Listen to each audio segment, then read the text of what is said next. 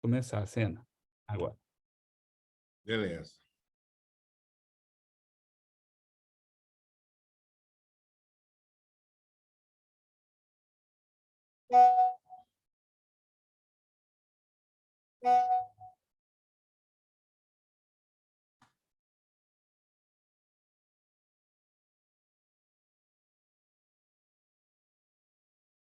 Bom, vamos lá. Boa tarde, pessoal. Queria agradecer primeiramente a presença de vocês. Nós estamos agora com 6 pessoas. Devagarinho o pessoal vai entrando. Na reunião de hoje, a gente vai ter 2 apresentações, né? A gente vai ter a primeira apresentação do Fernando Feitosa, que é especialista em regulação lá da NTT, sobre alguns conceitos aí de regulação responsiva. E depois, no segundo momento, a gente vai ter uma apresentação do André Freire. Ele ainda não conectou, mas logo conecta. E que vai tratar sobre o RCR. O RCR é um regulamento das concessões rodoviárias que vem sendo pensado, gestado, né, dentro da agência, para congregar em cinco grandes resoluções, em 5 grandes regulamentos, os principais pontos aí regulatórios dos contratos de concessão de rodovia. Então, depois o André vai entrar em detalhe, obviamente, mas a gente passa a consolidar, né, dentro desses 5 regulamentos, todas as questões regulatórias e que são tratadas individualmente ou pontualmente em outras resoluções ou em outras deliberações, esses 5 regulamentos aí, eles vão consolidar. Então, mais uma vez, obrigado pela presença de vocês. O Senna, nosso coordenador aqui da CT Trans, vai passar algumas palavras e aí logo em seguida a gente inicia a apresentação aí do Fernando. Por favor, Senna. Obrigado. Muito obrigado, Cristiano. Na realidade, a minha missão aqui é dar as boas-vindas aí para todos aí que estejam participando. O pessoal tá chegando aí devagarito, mas está chegando, né? E já de antecipadamente, já agradecer também aí, tanto ao Fernando quanto ao André, que depois, daqui a pouco, está se juntando a nós aí, em relação à disponibilidade deles para estar aqui conosco, trazendo a experiência, o conhecimento, e que são extremamente úteis aí para toda a atividade regulatória e para todas as agências aí que estão, de alguma forma, aí aqui presentes. Depois vai ficar também aí disponível na ABAR, né, no YouTube, etc., para que as pessoas possam estar, então, usufruindo aí do conhecimento que está sendo passado. Então, na realidade, em nome da ABAR, eu gostaria de dar essas boas-vindas a todos e que a gente possa conduzir esse nosso evento aí da melhor maneira possível, né? E já, então, passando aí, né, Cristiano, a palavra aí para o... Bom, devolvo a palavra para o Cristiano aí, para que a gente possa, então, iniciar o nosso trabalho. Mais uma vez, muito obrigado, Fernando Feitosa, aí, pela tua disponibilidade, tá? E vai ser certamente muito proveitoso para todos nós. Tá, joia. Obrigado, Senna. Eu acho que essa é uma mensagem importante, né? As apresentações elas ficam disponíveis no canal da ABAR no YouTube e no próprio portal da ABAR. E aqui hoje serão colocados uma série de conceitos e tal, algumas ideias que vale a pena mesmo depois compartilhar com as equipes e compartilhar internamente até com outras agências aí associadas. Eles acabam, a parte do que Feitosa apresenta, ela acaba sendo aplicável a todos os setores regulados, né? A do André é mais direcionada para rodovia, né? Acaba que é nossa origem, então a gente acaba focando mais nesses temas de rodovia, mas acho que regulatoriamente a gente vai ter regulatoriamente falando, a gente vai ter 2 apresentações muito ricas aqui que valem sim a pena depois serem difundidas com as equipes, tá? Então, obrigado, Senna, mais uma vez pela presença, pela tua parceria. Obrigado, Feitosa, por aceitar o convite, tá? Feitosa, carinhosamente chamo ele por conta da nossa amizade aí de longo tempo, mas é o Fernando Feitosa, gerente de regulação rodoviária da NTT. Ele é especialista em regulação da agência de carreira, tem experiência no Ministério da Infraestrutura, na Agência Nacional de Aviação Civil e no Superior Tribunal de Justiça. Então, eu vou passando já a palavra para ele, mais uma vez agradecendo a presença e a disponibilidade, e eu vou pedir desculpas, eu vou ficar um pouco aqui na apresentação do Fernando, mas eu saio por conta de um compromisso aí de viagem que eu já tinha assumido. Boa tarde, pessoal. Fernando, a palavra está contigo, meu amigo. Boa tarde a todos, aos colegas da ABAR e aqueles que nos assistem pelo YouTube. Eu queria agradecer inicialmente o honroso convite da ABAR, na pessoa do nosso coordenador, Luiz Afonso Sena, para vir fazer essa apresentação no CT Trans. É uma honra muito grande poder falar para outros colegas que trabalham com regulação também de infraestrutura. Queria agradecer ao diretor Cristiano, que fez essa ponte para que o convite fosse feito. Muito obrigado, Cristiano, um amigo aí de mais de uma década, que está sempre preocupado com as questões regulatórias e sempre incentivando e fomentando o debate em fóruns apropriados, o que é muito importante. Eu vou pedir licença para passar a minha apresentação. Pergunto se já está na tela, em modo apresentação? Tá, ela tá invertida. Ela tá naquele monitor que a gente vê o Então, pera, monitor de apoio. deixa eu mudar então aqui. Peraí, deixa eu tentar do outro lado. Peço desculpas. Mudar a apresentação de um lugar, quem sabe dá certo. Aqui, só um minutinho, gente.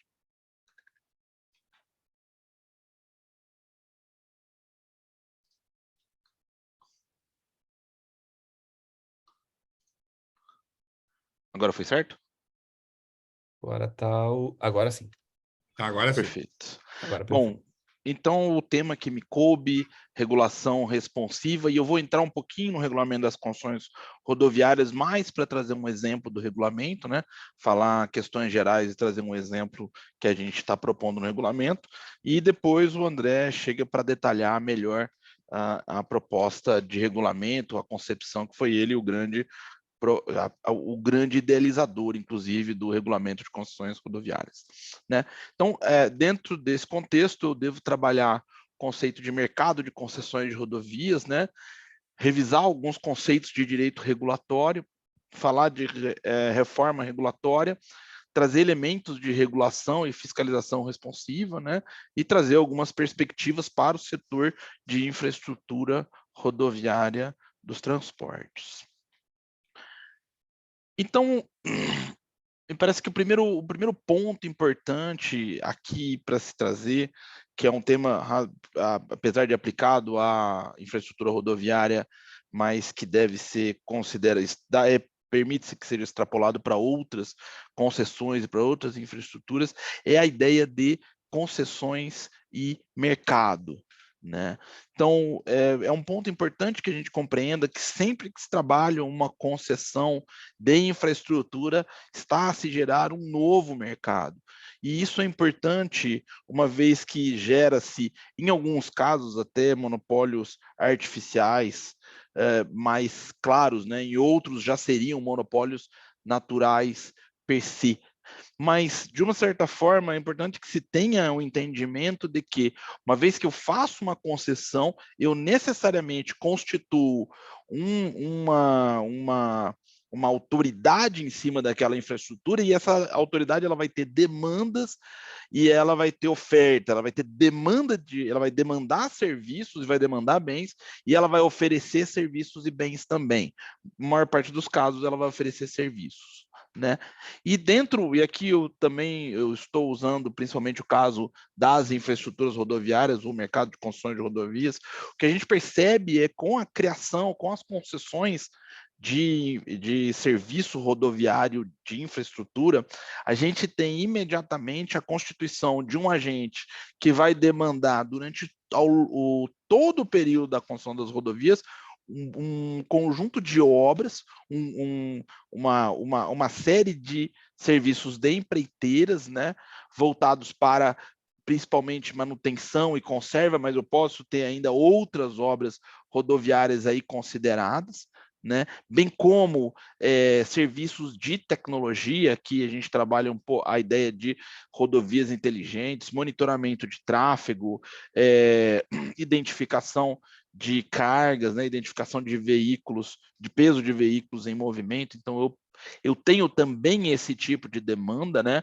Considerando que atualmente a gente já abandonou um pouco, já não vige mais aquele modelo de infraestrutura, de concessões de infraestrutura rodoviária, que são grupos interligados com empresas da construção civil, né? Esse é um modelo dos anos 90 e até 2007, que de uma certa forma ele já não está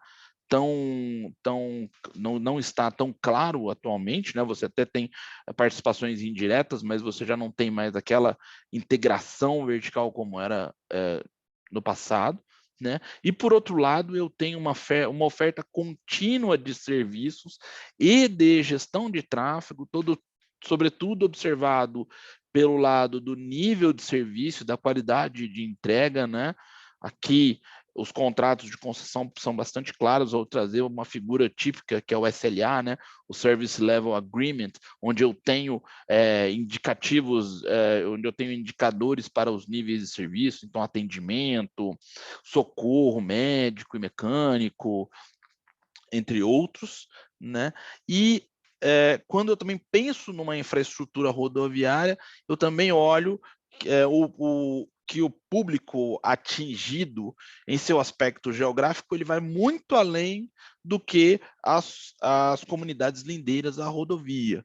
As rodovias brasileiras hoje, por serem, de uma certa forma, em muitos estados, talvez o único caminho que possa ser utilizado para você passar uma determinada carga, elas acabam tendo esse viés de um monopólio natural e atingindo um aspecto, um contingente de usuários nacional, né? Então, sobretudo quando eu falo das grandes rodovias arteriais, como a rodovia Dutra, Regis Bittencourt, Fernão Dias, a própria 163, a 153, então eu tenho grandes artérias que acabam sendo utilizadas por quase a maioria da população brasileira, seja diretamente como público de passeio ou indiretamente como recebedores de produtos que vêm dessas regiões, né?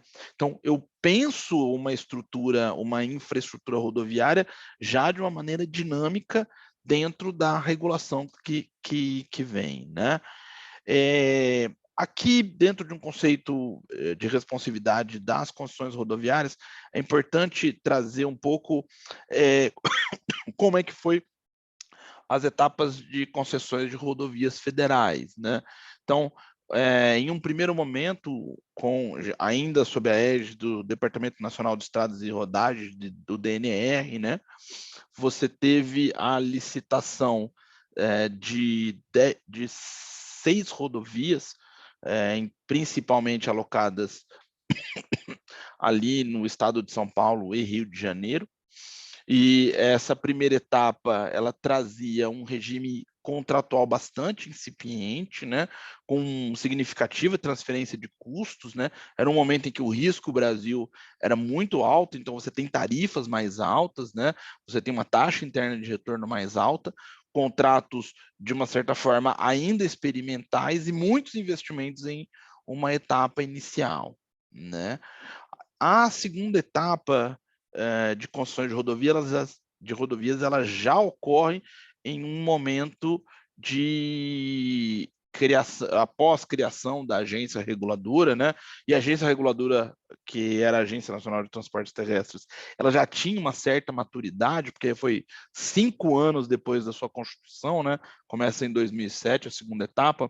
Então, eu tenho aqui algo como principal desafio, uma dificuldade de precificação dos investimentos, uma vez que a ideia, o foco eram tarifas muito baixas, né? Era um drive que vinha da Casa Civil e ainda nessa segunda etapa via-se uma matriz de risco razoavelmente incipiente, né? mas eu já tinha uma possibilidade de inclusão de obras de revisão dos contratos mais maleável com novas modalidades de revisão tarifária, né? Não obstante, os parcos e investimentos previstos são uma questão enfrentada até hoje pela NTT, sobretudo quando a gente pensa nas rodovias de Santa Catarina e que chegam a Santa Catarina e Rio Grande, Santa Catarina principalmente, né? Mas também Regis Bittencourt e Fernão Dias, né? A segunda etapa vai de 2007 a 2009. A terceira etapa de construções de rodovias federais, ela já pega o PAC 2, né? E ela se delimita entre 2013 e 2015. Eu já tenho, então, uma configuração, ela começa com a perspectiva de grandes financiamentos do BNDES, mas ela termina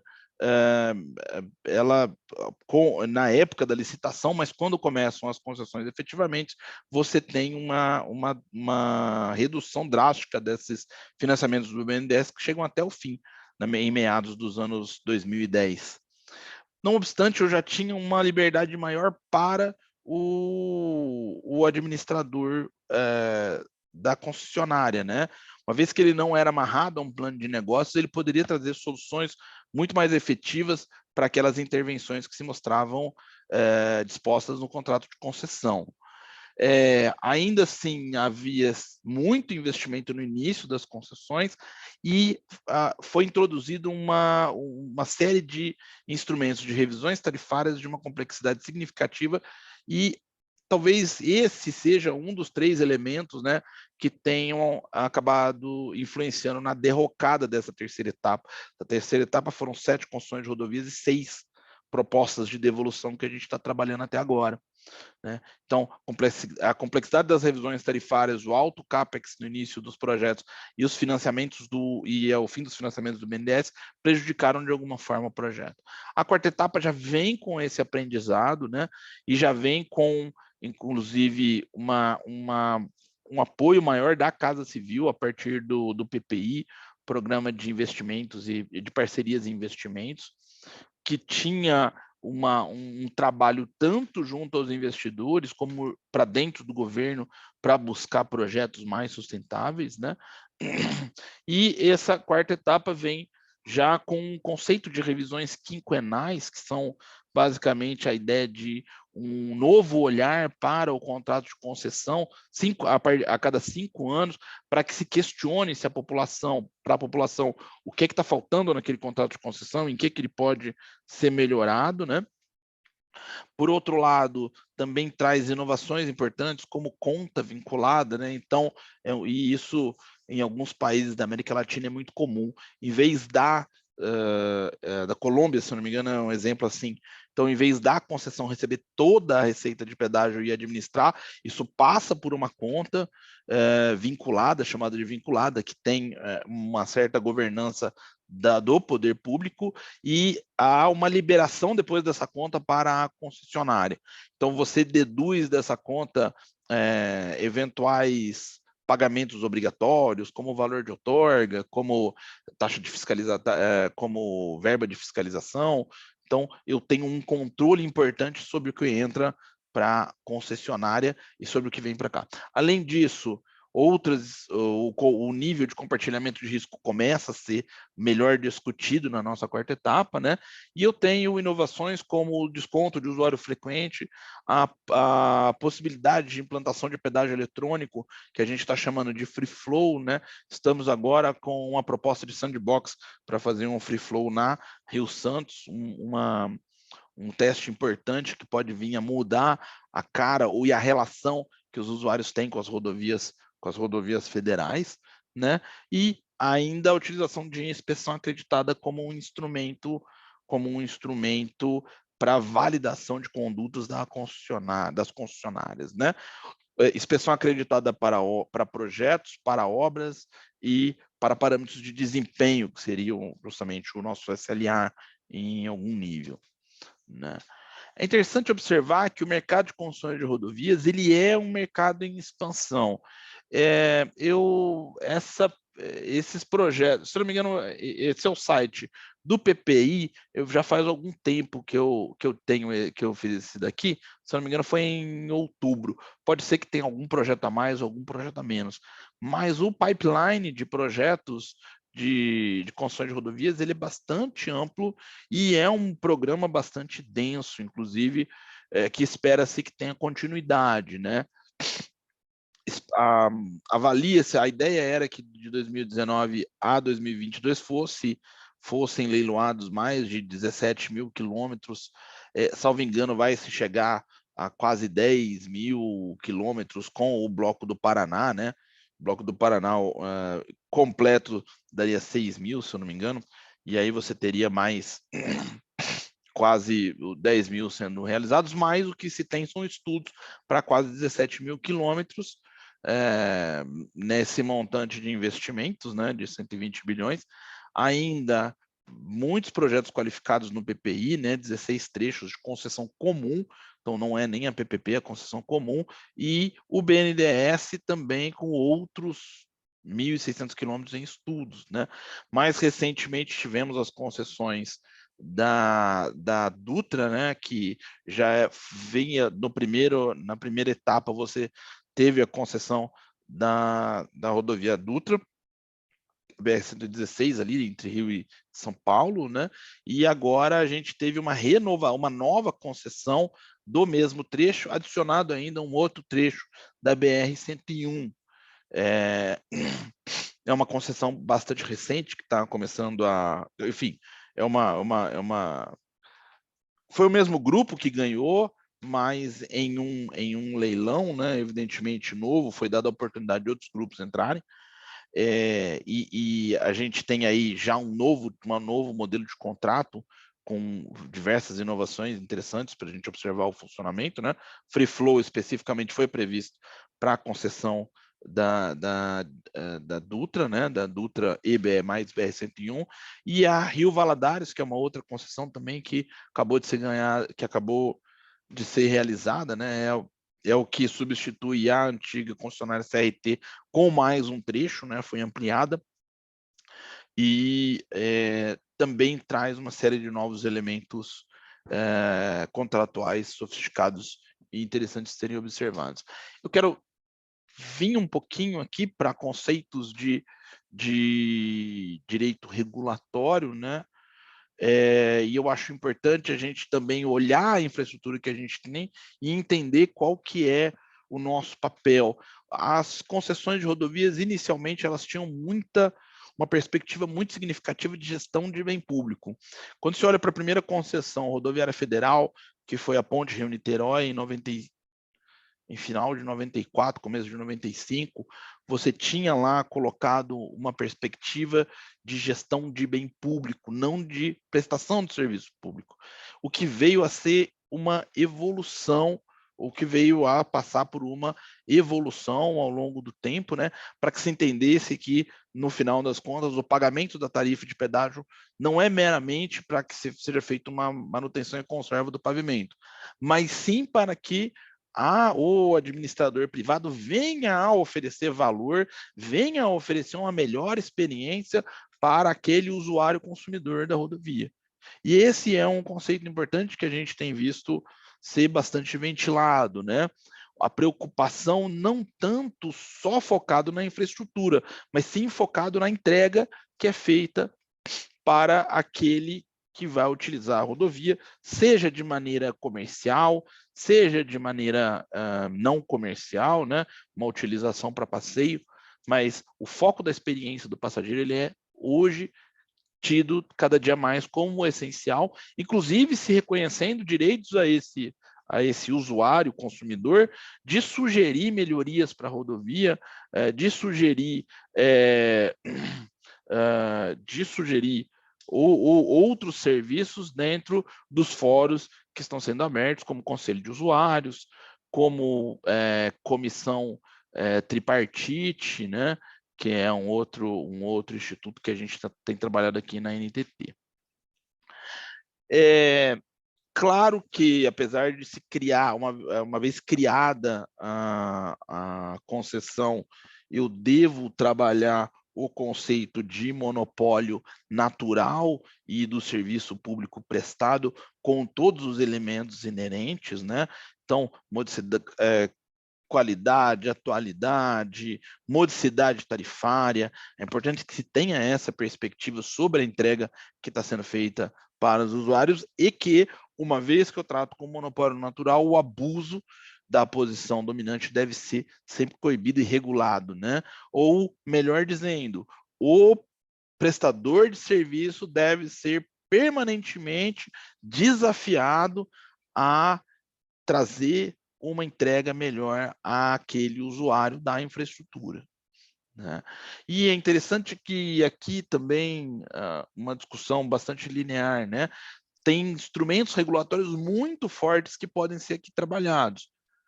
Entre eles, né, a licitação, a ideia de competição pelo mercado. Então, o edital de licitação, a política pública de licitação, ela deve buscar ter esse dirigismo público direcionado ao usuário desde o início, né? Eu tenho que buscar o melhor prestador de serviço que vai ter a habilidade de me fazer uma entrega adequada para aquele usuário daquela região. Por isso, da importância de um estudo da matriz de origem e destino e do conhecimento dos usuários daquelas rodovias, né? Um instrumento regulatório que é produto da licitação acaba sendo o contrato de concessão, e no contrato de concessão também devem se buscar acordos que facilitem a entrega do serviço, bem como a fiscalização dessa entrega. Eu tenho citado em outras palestras, a gente vê que instrumentos como inspeção acreditada, instrumentos como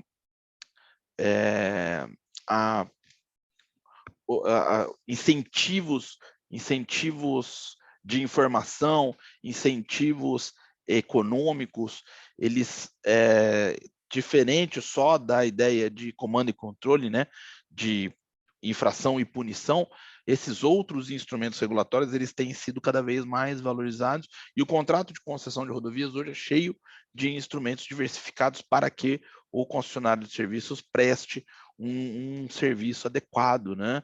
E é importante que a gente, justamente entendendo esses instrumentos, traga cada vez mais a responsabilidade do concessionário para a sua entrega, né? Então, é importante que não se perca de vista que a ideia de comando e controle é importante, mas ela não é a única, ela não é o único instrumento que deve ser aplicado quando se quer um enforcement da regulação contratual ou normativa, né, que é o nosso terceiro instrumento aqui. Então, uma combinação entre contrato e norma é importante, e dentro da norma, você também pode trabalhar com instrumentos de incentivo ao cumprimento contratual. Um instrumento que tem chamado muita atenção, que é uma mistura de instrumentos de informação, educação e instrumentos econômicos, é o sandbox regulatório, né? Que é que foi essa ferramenta nascida na Inglaterra, que acabou dando origem às fintechs, inclusive, onde se permitiu a criação de ambientes controlados, direcionados a determinados usuários, para teste de determinadas tecnologias, novas tecnologias. Então, é importante que a gente conheça esses novos tipos de instrumento e busque aplicá-los de maneira positiva, né? As concessões de rodovias, eles têm uma ênfase muito significativa no mecanismo tarifário. As normas da NTT colocam que o reequilíbrio contratual será feito preferencialmente pela tarifa, né? E acaba entrando também na ideia de um mecanismo monoinstrumental financeiro que poderia ser modificado para uma diversificação maior, como combinação de mecanismos relacionados à alteração de obrigações contratuais, relacionados à prorrogação de prazo, relacionados a aportes públicos do poder concedente, né? Eu acho que Em alguns casos, a gente usa muito pouco essas ferramentas e seria pertinente que a gente também entendesse que os reequilíbrios, os mecanismos de reequilíbrio contratual, eles podem ser diversificados, sobretudo quando não é o usuário que, por exemplo, dá causa para aquela situação, né? Então, a gente tem um caso célebre aqui no setor do eixo suspenso e verifica-se que foi um fato do príncipe que aconteceu, né? Então, a possibilidade dos caminhoneiros andarem com eixo suspenso e pagar menos tarifa e pagar um pedágio mais barato, só que esse reequilíbrio tarifário foi feito um reequilíbrio tarifário, ou está sendo discutido um reequilíbrio tarifário, né? Tem uma resolução para isso, inclusive, e o que se teve foi justamente uma falta da discussão de outros instrumentos interessantes, importantes, né? Finalmente, quando a gente fala em contratos de construção de longo prazo, é sempre útil a gente pensar na teoria dos contratos incompletos. Por essa teoria, indica-se que é impossível prever todas as ações do poder concedente e do concessionário ao longo de 25, 30 anos. Então, é importante que se prevejam, que se estabeleçam pontos de controle para a reavaliação das cláusulas contratuais, reavaliação da rigidez e atualidade do contrato. Isso é extremamente aconselhável, até porque o legislador da atualidade, aquele que faz a política pública, ou mesmo o regulador do presente, ele jamais vai entender a complexidade dos problemas que chegam no futuro. Então, esses pontos de controle, pontos de revisão contratuais são muito importantes e essenciais, né? Algumas teorias jurídicas que são úteis para a gente trabalhar a regulação responsiva, porque ela acaba se inserindo nesses contextos, né? Então, eu tenho necessariamente a teoria processual administrativa, em que o desenvolvimento da regulação, ela necessariamente se dá através da processualidade das agências reguladoras, né? Então, é importante também entender que eu posso visualizar um processo regulatório de transportes, posso visualizar um processo regulatório de telecomunicações, de energia, de saneamento básico e outros, de política de manejo de água e recursos hídricos, né? Então, é importante que se tenha entendimento que o encadeamento é justamente essa processualidade administrativa que vai gerar, que vai abrir margem para que se tenham mecanismos de regulação mais ou menos eficientes. Não obstante, esses mecanismos têm que ser sempre levados para a sociedade, esses mecanismos têm que ser sempre submetidos a escrutínio público para a sua discussão, e isso dentro de um encadeamento processual. A regulação responsiva, por sua vez, ela vem justamente pregar a criação de uma pirâmide regulatória, a criação de uma pirâmide de enforcement, né, de cumprimento contratual, em que a autoridade regulatória ela não vai utilizar somente um instrumento de regulação, como o comando e controle, mas sim vai buscar incentivar a autorregulação, viabilizar o voluntarismo, viabilizar meios de alertas e de controles, para que ela não tenha que sempre trabalhar nessa modalidade de fiscalização mais cara e mais trabalhosa para a agência reguladora. Eu tenho também adotado uma máxima que eu li em um livro que tem mais de 30 anos e eu achei extremamente moderna a reflexão, que é: se as agências reguladoras fazem as próprias normas, por que elas sempre estão com dificuldades de pessoal para trabalhar e aplicar justamente as normas que elas fazem? Então, é importante que se tenha essa dimensão, é importante que o trabalho seja visualizado conforme as dimensões que a regulação necessita, né? Sendo certo que uma norma que não se pode fiscalizar é muito pior do que a inexistência de norma, né? Às vezes é melhor uma fiscalização menos ostensiva, menos pesada, do que uma fiscalização mais geral que, de alguma forma, atesta o cumprimento do serviço ou evidencia de outra forma o não cumprimento. Isso é importante. A regulação responsiva, então, ela nos traz diversas lições. É importante sempre ressaltar que a regulação responsiva não é só pirâmide regulatória, ela tem uma série de outras complexidades importantes de serem observadas, em especial os elementos relacionados à produção de normas e densidade das normas regulatórias, né? Além disso, uma teoria à parte da teoria da regulação responsiva é a Smart Regulation, que é uma teoria também se a regulação responsiva é do Ian Iris e o John Braithwaite, a gente tem a Smart Regulation sendo trabalhada por outros australianos, em especial o Neil Gunningham, né, que vai aprofundar na teoria da regulação responsiva justamente para estudar melhor os instrumentos de regulação e para avaliar ou para ressaltar que a regulação ela nunca é feita por uma única autoridade. Eu sempre tenho um conjunto de autoridades, um conjunto de agentes envolvidos naquela regulação que deve necessariamente fazer parte da solução regulatória, né? É o que vai se chamar de teoria tridimensional da regulação.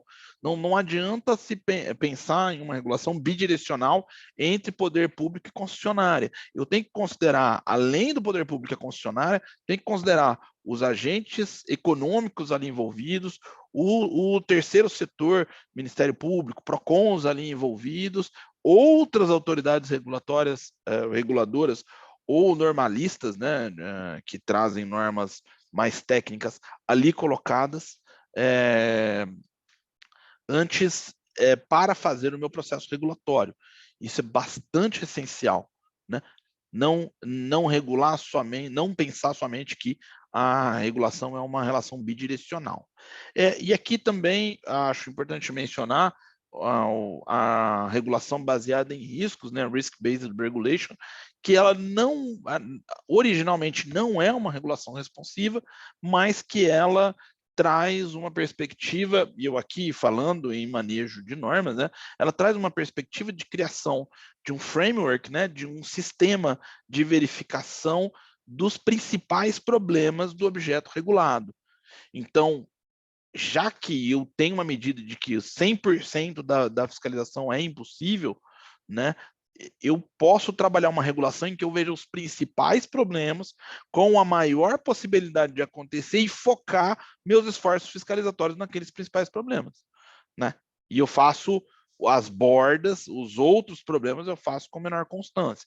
Vejo alguns mais importantes com mais constância e outros com menos constância. Ela traz conceitos muito importantes para a gente justamente pensar como manejar melhor as equipes voltadas para fazer fiscalização. Eu acho que a maioria de vocês também já deve conhecer o diamante regulatório, né? Em que eu tenho uma regulação de incentivos para reconhecer aquele bom prestador de serviços, né? Com prêmios, com mais prazos para análise das obras de projetos de obras que são solicitados à agência, né? Aí eu tenho um standard mínimo que deve ser considerado, e aqueles que estão abaixo do standard mínimo, eu tenho, então, um trabalho de enforcement significativo, né? Uma regulação de compliance. Então, eu tenho um enforcement significativo e crescente para que, com medidas das mais leves até as mais pesadas, e a mais pesada de todas, sem dúvida, é a expulsão de um concessionário ou de um agente de um agente regulado daquele mercado, né? Então, da sugestão de autorregulação e voluntarismo, passando pelas multas, chegando até a expulsão, eu tenho uma gradação de ações da agência documentadas que acabam sendo extremamente úteis quando eu quero incentivar aquele regulado a cumprir o seu papel, né? Dentro aqui do das concessões de rodovias, é importante que se reconheça, como eu disse, esses outros agentes envolvidos na regulação, e aqui esse slide está um pouco incompleto, então eu posso falar em agentes econômicos, como os caminhoneiros, como as empresas de logística, como as empresas de grãos e outras de produção que usam o transporte, né? O transporte acaba sendo o midstream da maior parte dos produtos do Brasil, né? Ele está sempre no mercado do meio, levando de um lado para o outro ali.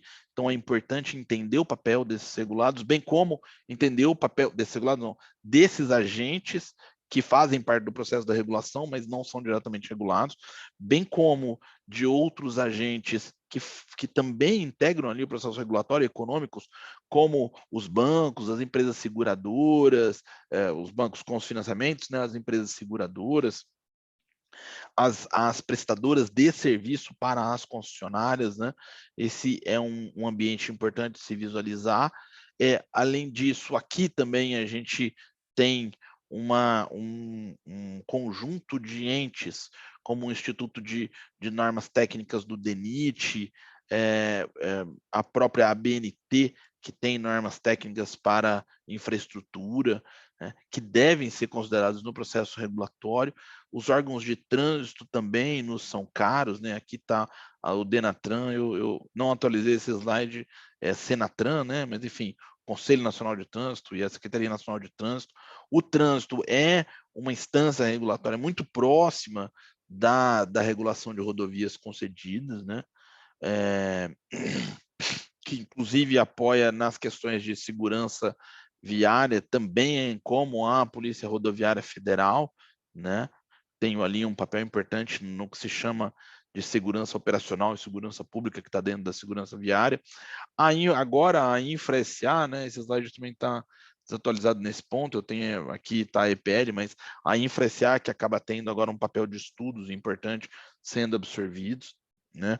Bem como eu tenho uma série de associações de terceiro setor, aqui na área dos transportes, poderia pensar em associações das rodovias concedidas, associações dos caminhoneiros, associações dos transportadores, né? São vários agentes aí que devem ser considerados como relevantes para o processo regulatório.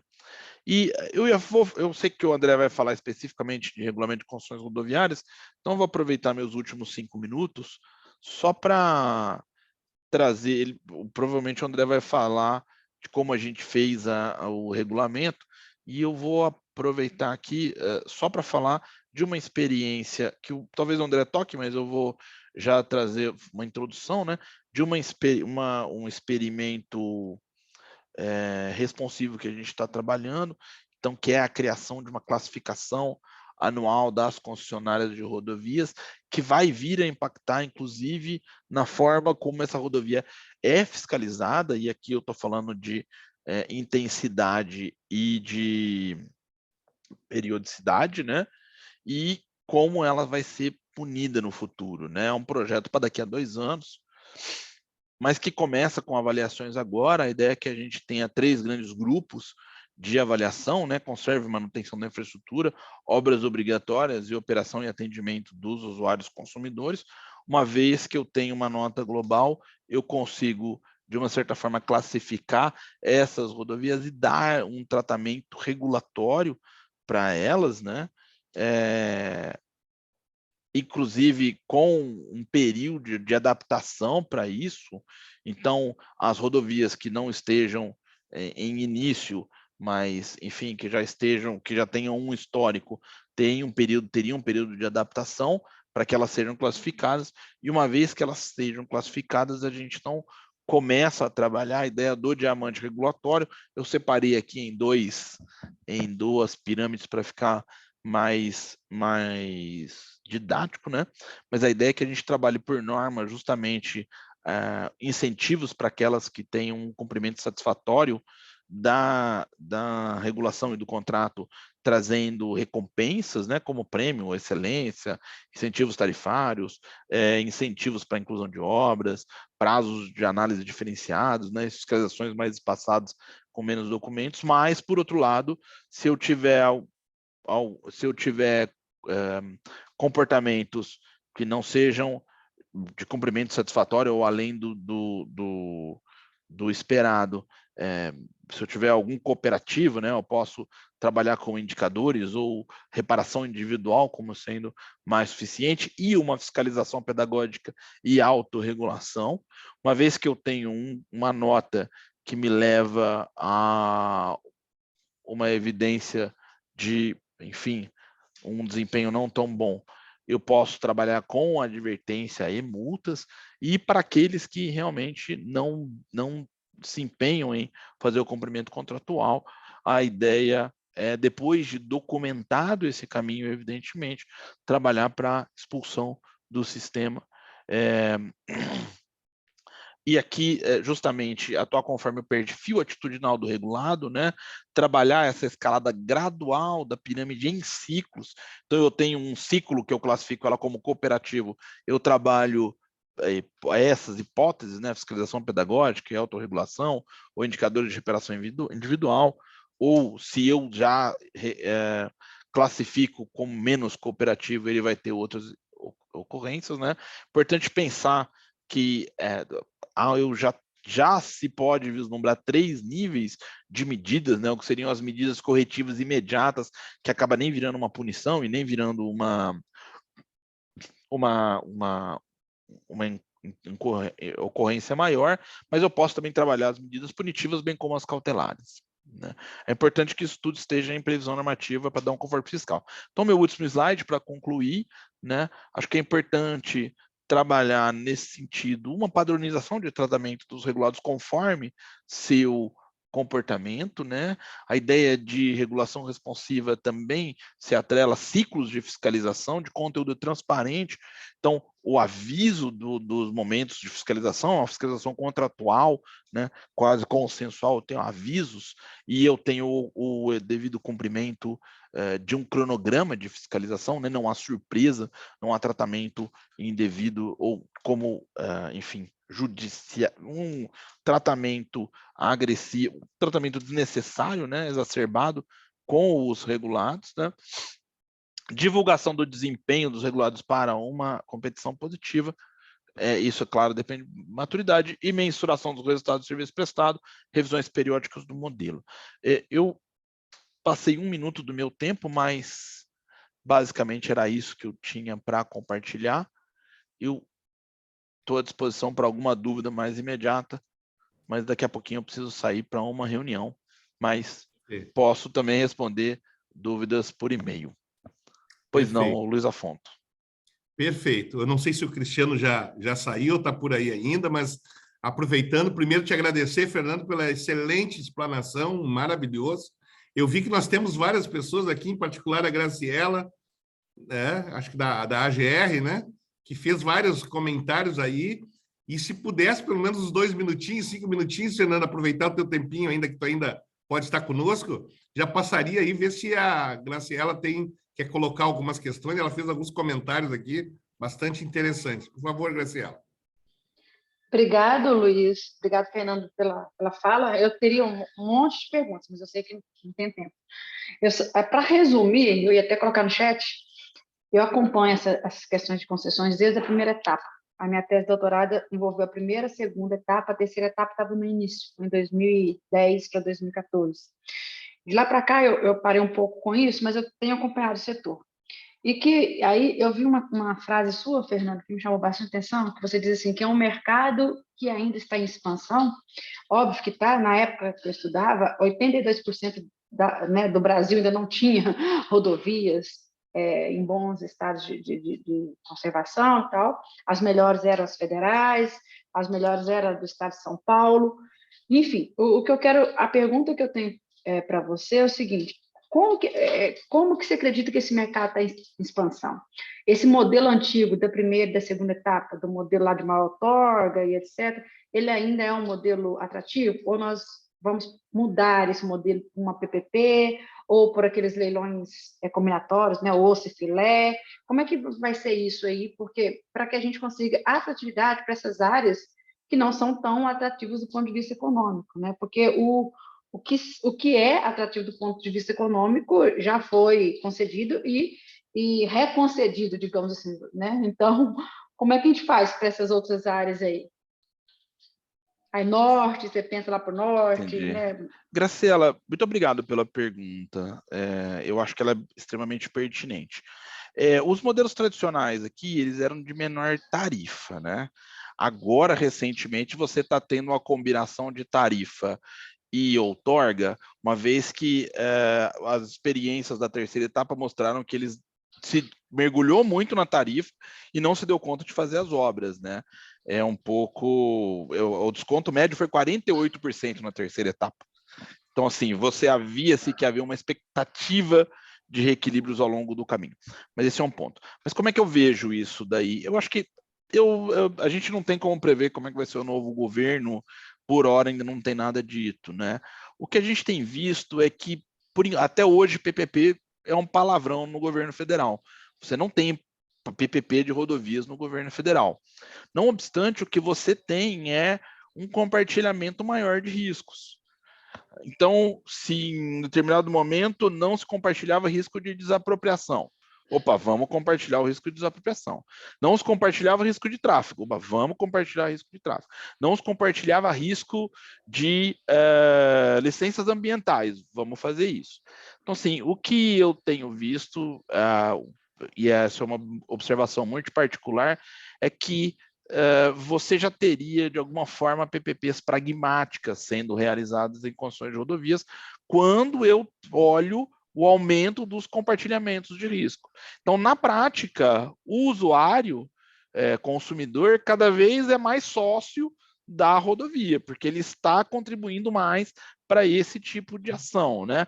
Quando você fala em tarifas, as tarifas agora devem bater entre 14 e 20 reais, né? Você está falando então de uma tarifa que é 4 dólares. Você pega lá fora uma tarifa de 4 dólares, não é uma tarifa tão barata assim, né? Então, me parece que esse é um dos motes que está acontecendo. Então, eu ainda não vejo muito claro a ideia de PPP com pedágio sombra, por exemplo, mas eu vejo aumento de compartilhamento de riscos pelo resto do país, né? É importante observar que quando você fala rodovias que precisam ser recuperadas, você está falando de um universo muito grande que chega ao, sei lá, 1 milhão de quilômetros de rodovias no país inteiro. Só que malha federal, pragmaticamente, são 60 mil quilômetros. A NTT tem 13 mil concedidos, os outros 47 estão com o DENIT. Há uma perspectiva de que a NTT chegue quase até 30 mil. E aí você, além do compartilhamento de risco, está falando também em concessões mais simples, com menos serviços, né? É o que comumente se chama de concessão caipira. Isso também é algo que tem sido ventilado, né? Esse é o nome que eu ouvi, não foi eu que dei, tá? Então é um nome, é ventilado e pode ser uma opção para manutenção e conserva, né? Quando eu falo de infraestrutura. Então, assim, claro que eu não consigo responder a sua pergunta pela impossibilidade de prever o futuro agora aqui, mas eu chutaria por esses dois caminhos: maior compartilhamento de risco, redução da quantidade de serviços.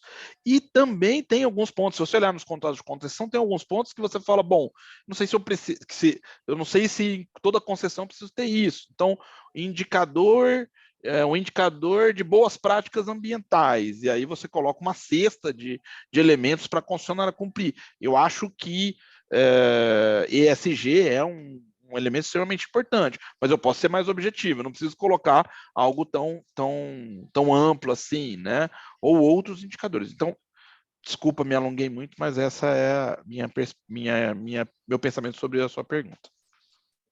Tá. Perfeito. Então, o osso e o filé não está no radar de vocês, né? Desculpa, não contemplei filé com osso. Filé com osso já vem acontecendo nas concessões muito rentáveis. É diferente de Sim. aeroportos, né? Em aeroportos você consegue pendurar em um aeroporto uma série de ossos, tipo concessão de Curitiba, tipo do bloco de Curitiba, tipo concessão do bloco de Manaus. É diferente. Aqui você consegue colocar uma rodoviazinha a mais, ou uma e outra. Isso já está acontecendo. Me parece que a ideia de filé com osso, a ideia é que as rodovias que já são muito rentáveis devem ter um adicional de outras menores. As rodovias que nem tanto, aí você acaba não tendo essa possibilidade. Isso Tá? que é tudo osso. Desculpa.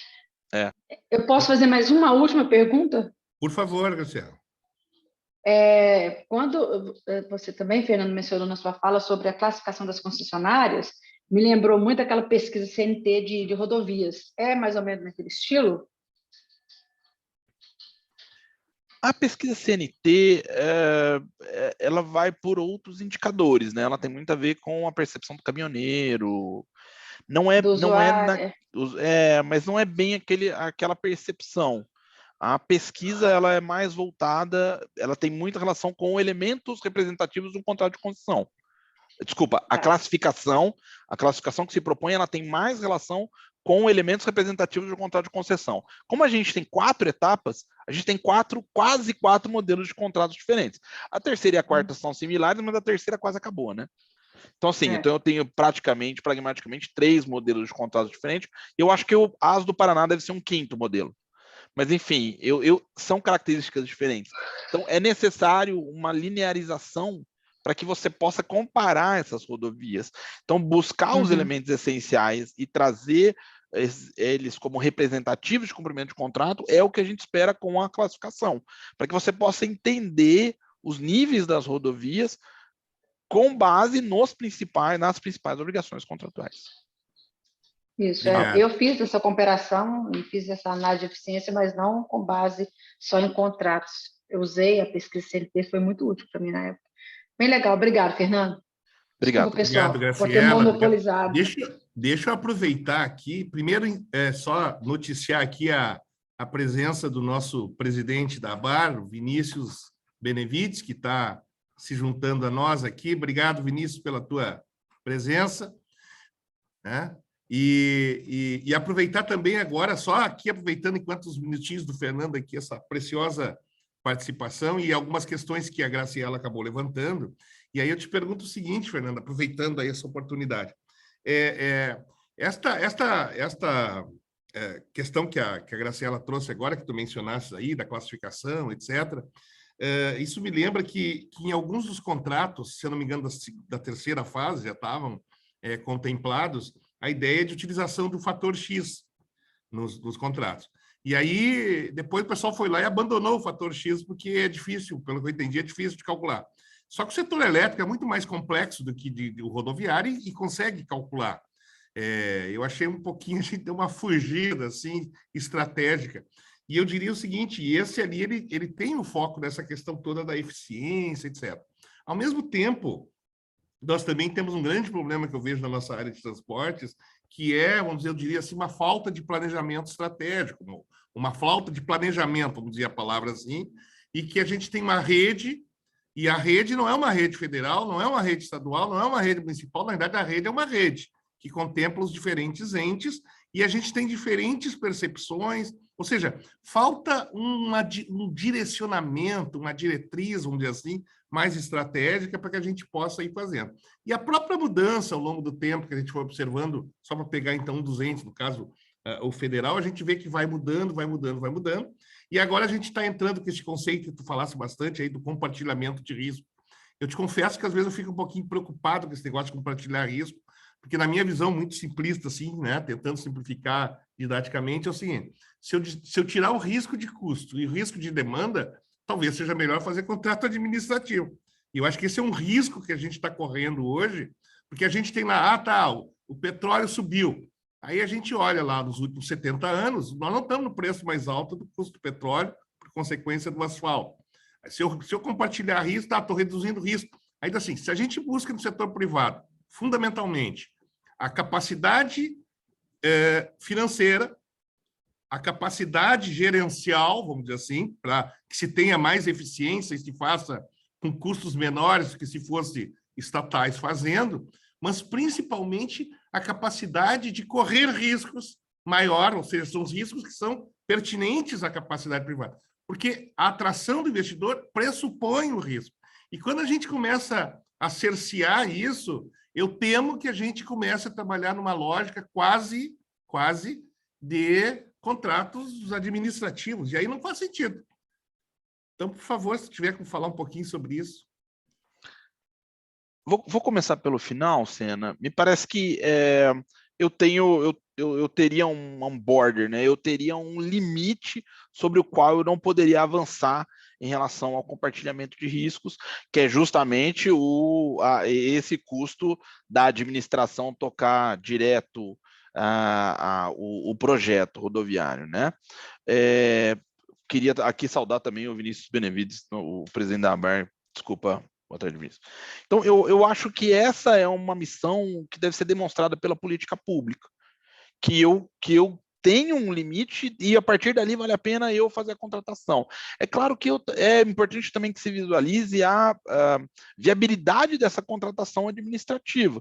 Eu posso ter, eventualmente, eu tenho equipes em grande parte do país, mas qual é a capacidade da minha equipe de fazer essa administração ou de contratar as empresas administradoras, as empresas medidoras das obras públicas, né? Eu também tenho esse aparelhamento. Então, o que você tem, o ponto é, você tem no Brasil um deslocamento das rodovias públicas para as rodovias concedidas, uma, digamos assim, diminuição ou reequilíbrio dos postos de trabalho aqui, e aí você vai ter que dar um break em um determinado momento ou fazer que essas entidades trabalhem juntos. Isso é um ponto bastante importante. E eu acho que ainda não está claro o limite do compartilhamento de riscos. Eu concordo com você. Eu acho que a gente vai chegar nesse limite e talvez erre em alguns pontos. Sobre o fator X, especificamente, que eu acho bastante caro, ele acabou sendo...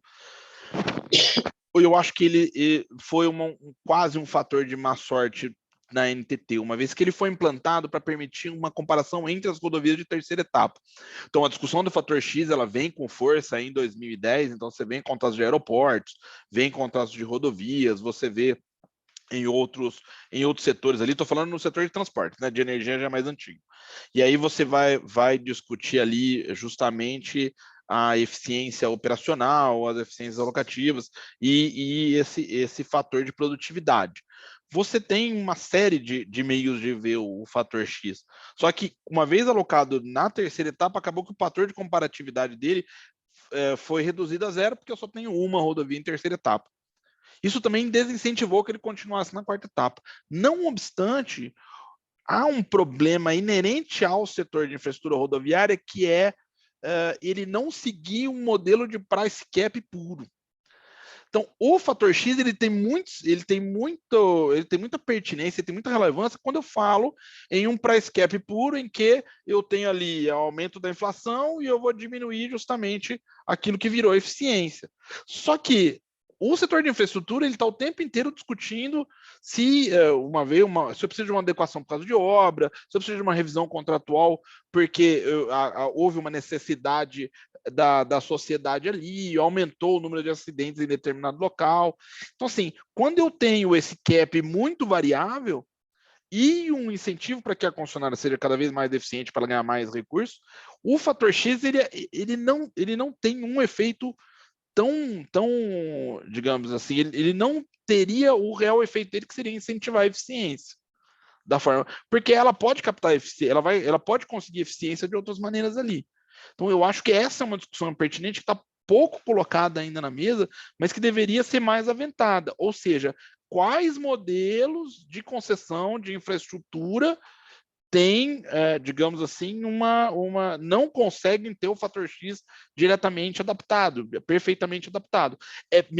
Na minha visão, é diferente do setor ferroviário. O setor ferroviário ele já tem uma retilineidade melhor, um price cap, ele já é um price cap mais puro, né?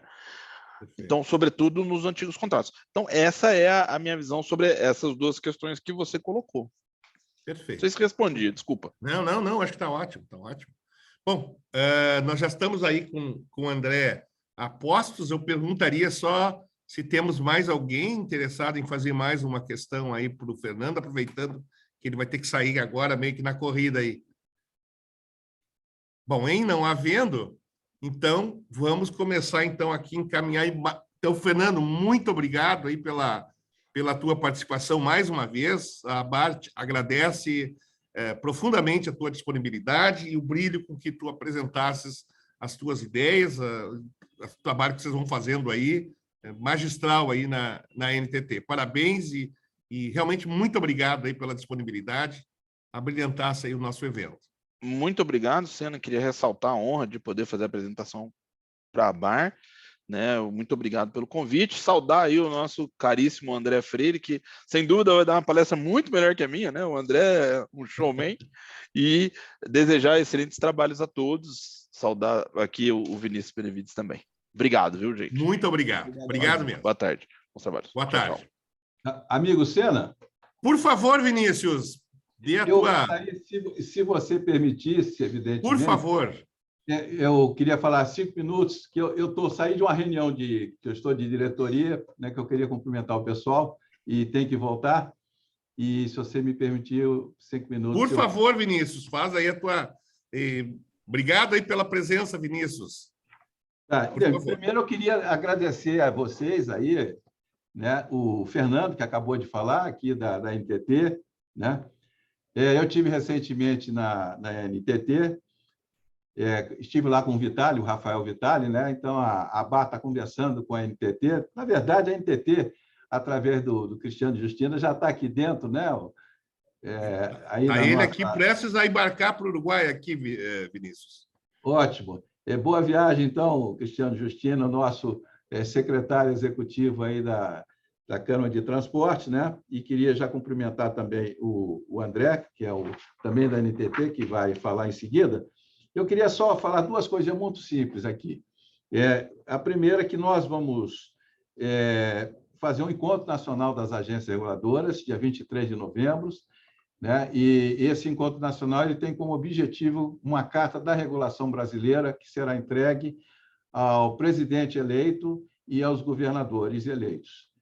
Nós começamos a fazer isso lá atrás, a partir de agosto, quando a diretoria tomou essa decisão, né?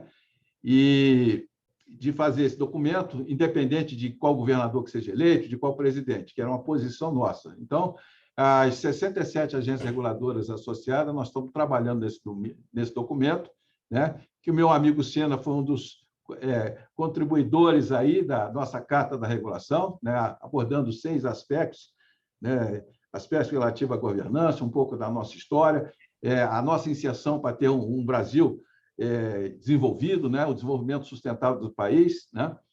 Então, uma reunião vai ser muito importante, vamos passar no dia 23 aqui no Clube Naval, com o almoço, e vamos ter a palestra de 2 pessoas importantes. Uma é o ministro do Tribunal de Contas da União, Haroldo Cedras, né? Que conhece bastante o setor de regulação, esteve envolvido recentemente no processo de capitalização da Eletrobras, uma pessoa que tem uma instrução acadêmica muito grande, não sei se você sabe, ele tem um doutorado na Alemanha, e eu que já morei na Alemanha, e falar alemão para fazer um doutorado não é fácil não, meu amigo. Então, ele é um cara técnico, também político, foi deputado, né? E ele vai falar justamente sobre os órgãos controladores e as agências reguladoras. Nós sabemos o que nós passamos com os órgãos controladores, né? Que, na nossa opinião, eles deviam realmente controlar as atividades meios e não as atividades fim, são atividades específicas, né? Que não estão previstas, inclusive, na Constituição, os órgãos controladores interferirem. O artigo 70, especialmente o artigo 71 da Constituição, fala isso. E temos uma segunda palestra, que vai ser as agências reguladoras, né? E a OCDE. Como vocês sabem, o Brasil, depois de muitos anos, né? Desde o início do ano 2000, a gente conversando com a OCDE ela envolve 38 países, que esses 38 países eles têm 60% do PIB mundial. Então, para entrar na OCDE, tem que ter, vamos dizer, uma uma qualidade técnica e jurídica muito grande, né? Aqueles países que conseguem entrar, eles têm um reflexo imediato. A gente vê todos eles que entraram, aumentaram o seu PIB, porque tem uma qualidade. Na hora, qualquer um que vai firmar contrato com os países da OCDE tem uma segurança muito maior, então eles têm muito mais possibilidade de fechar contratos a nível mundial. Hoje nós fazemos nossas transações, né, dentro da OMC, onde tem países de todo tipo, inclusive onde nós estamos, com países de desenvolvimento, e lá nós entramos em outro patamar. Nós perdemos algumas vantagens por estar na OMC, mas ganhamos outras vantagens, né? E temos um índice específico que nós estamos sendo avaliados, são cerca de quase 200 itens que a gente é avaliado. E são 20 e tantas comissões, e tem uma específica sobre normativos regulatórios. Então, a nível nacional, tem algumas que já estão indo para o caminho, a ANEEL é uma delas, já tem um certificado de classe mundial, mas a ideia é que as infranacionais também atinjam esse nível, porque o consumidor, a gente costuma falar, ele não quer saber se é infranacional, se é nacional, ele quer saber ter um serviço adequado, né, a um preço que ele possa pagar.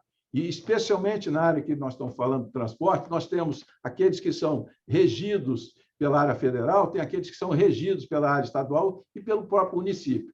Ou seja, nós temos que harmonizar essa história toda, né? Então, o Marcelo Guaranis, que é o secretário executivo do Ministério da Economia, que está cuidando desse assunto na OCDE, foi presidente da ANAC, ele conhece a regulação, os assuntos de regulação estavam passando para o Marcelo, né? E eu conheço o Marcelo desde o tempo que ele tinha cabelo, né? Ele é um rapaz jovem, brilhante, está com... O Marcelo deve ter hoje, quer ver, eu vou te dizer a idade do Marcelo. Ele deve estar com uns 44 anos, né? Mas é um brilhante, de carreira, né? E ele perdeu o cabelo aos 18, então eu conheço ele antes de ter. Na verdade, eu conheci ele careca, logo quando ele era bebê, viu, gente? Com cabelo e depois sem cabelo de novo. Mas, então, vamos ter... O Marcelo vai falar sobre essas questões, né? Isso é muito importante para a gente, que o Brasil, dentro dos próximos 2 anos, deve estar entrando, então isso vai ter certamente um impacto na questão de regulação. E eu queria, agora, finalizando, elogiar mais uma vez o meu amigo Sena, né?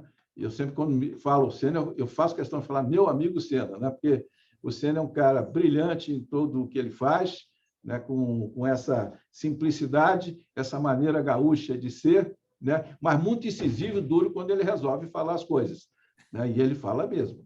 Então, obrigado, amigo, por ter me dado essa oportunidade de me dirigir, e todos vocês estejam convidados a vir ao Encontro Nacional das Agências Reguladoras, que não são só associadas, nós convidamos aquelas não associadas também. Né? E essa carta nós entregaremos ao presidente da República, pessoalmente, e vamos entregar também em cada estado, vamos combinar com os seus chefes de agências, como o Sena, para entregar aos governadores. É isso, meu amigo. Um grande abraço, Perfeito. Muito obrigado a todos vocês. Muito obrigado, Vinícius. Agradeço as gentis palavras aí. Eu queria só socializar aqui com o Cristiano, que está... O nome dele ainda está ali, mas eu acho que ele já deve estar saindo e a caminho lá da viagem que ele tem que fazer. Que o Cristiano, que é o grande executor aí das coisas que a gente tem feito aqui na Câmara Temática, e eu compartilho com ele aí se é que temos algum mérito aí pelo trabalho que ele tem desenvolvido. E, inclusive, tendo, então, viabilizado aqui, Vinícius, a presença até agora, do nosso André Freire, e eu vou passar já, então, rapidamente a dar uma breve apresentação aqui do currículo dele, currículo invejável. Ele é assessor da diretoria da Agência Nacional de Transportes Terrestres, a nossa ANTT, advogado da União da Advocacia Geral, né, da nossa AGU, desde janeiro de 2017, membro do núcleo especializado em arbitragem da AGU, foi superintendente de infraestrutura rodoviária e procurador-geral substituto da NTT, foi assessor na Secretaria Especial do Programa de PPI, da Parcerias de Investimentos, atuou na consultoria jurídica do Ministério de Planejamento, Desenvolvimento e Gestão, foi procurador da Fazenda Nacional e é bacharel em Direito pela USP e também graduando em Ciências Econômicas pela UNB. Então, nós estamos diante de alguém aí que tem um longo currículo, uma experiência invejável, e nós vamos ter agora, então, a oportunidade de ouvi-lo aí para falar um pouquinho sobre as nossas questões em rodovias. Então, por favor, André, mais uma vez agradecendo a presença do Vinícius aí. E, Vinícius, por favor, sinta-se liberado aí já para as tuas próximas atividades aí na sequência, por favor. Tá? Muito obrigado. E Obrigado. passo a palavra, então, para o nosso André. Por favor, fica à vontade para a tua apresentação. Obrigado, Sena. Queria agradecer o convite, parabenizar toda a ABAR, né? Aproveitar, o Vinícius aí já está de saída, parabenizar pela iniciativa do manifesto da ABAR em prol da regulação. Eu acho que de uns anos para cá a gente vê um fortalecimento das agências, da regulação como um todo, e isso com certeza é fruto do trabalho de muita gente, inclusive do protagonismo que a ABAR tem tido nesse debate, né? Então, agradecer, Sena. Eu acho que a minha apresentação hoje aqui, a nossa conversa, vem um pouco na continuidade ali do que o Fernando Feitosa apresentou antes de mim, né? Eu e o Feitosa, a gente vem participando, né, conjuntamente aí dessa proposta de reforma regulatória, que eu vou abordar um pouco mais próximo aqui nos próximos slides, né? Eu estive como superintendente por 2 anos e o Fernando Feitosa foi gerente da nossa equipe, ainda é o gerente de regulação, então está dando continuidade ao trabalho. Então, eu trouxe aqui para a gente debater alguns poucos slides, né? Acho que o meu grande foco aqui, embora nós estejamos aqui na Câmara de Transporte e Logística, né? O que eu gostaria muito de apresentar e contribuir é muito mais sobre a ótica procedimental, o passo a passo que a NTT vem implementando nessa reforma regulatória, mas não também sem perder o toque do mérito, né? Sem perder ali como a gente tem trabalhado com temas afetos à logística, em especial de rodovias, que é o nosso setor, e isso eu vou deixar um pouquinho mais para o final. Me permitam aqui fazer uma projeção. Eu quero deixá-los todos à vontade para me interromperem. Eu estou com 2 telas, então eu consigo ver, eventualmente, se alguém levantar a mão ou quiser fazer algum comentário pelo chat. Eu estou aqui assistindo com 2 telas. Deixa eu projetar aqui só um segundinho. Vocês veem na tela, né? Sim. Tá ótimo.